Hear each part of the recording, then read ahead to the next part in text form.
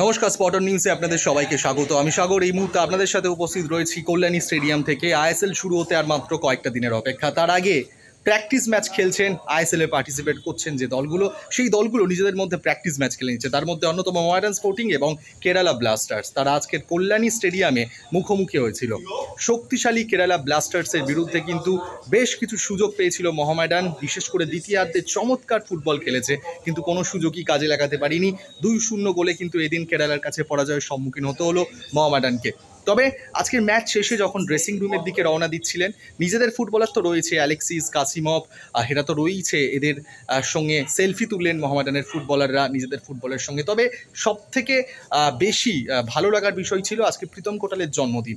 আর প্রীতম কোটাল, প্রবীর দাসের মতন বঙ্গ সন্তান কেরালা ব্লাস্টার্সের সঙ্গে যুক্ত। মোহনবাগানে কিন্তু আসছেন না প্রীতম কোটাল। তবে এদিন বেশ কিছু মোহামেডান সমর্থক ছুটির দিনেও উপস্থিত হয়েছিলেন নিজের পছন্দের খেলা দেখবে বলে। যখন প্রীতম কোটাল, প্রবীর দাস, নোহা, বিশেষ করে নোহাকে তুলে নিয়ে এবছর কেরালা ব্লাস্টার্স চমক দিয়েছে।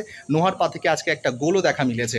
তবে এই নোহা যখন ফিরছিলেন, প্রীতম কোটাল যখন ফিরছিলেন, মোহামেডান সমর্থকদের এই ফুটবলারদের নিয়ে উচ্ছ্বাস ছিল দেখার মতন।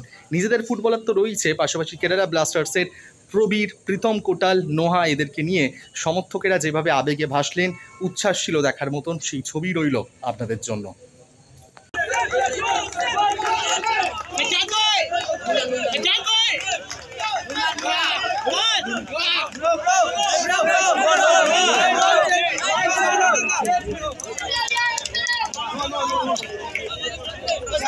सचिन भैया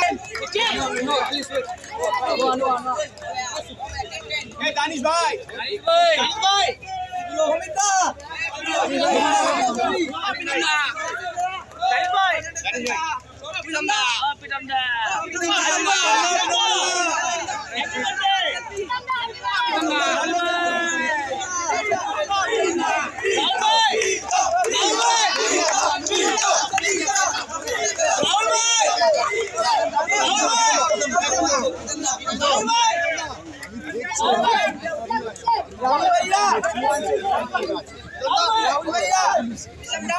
राहुल भैया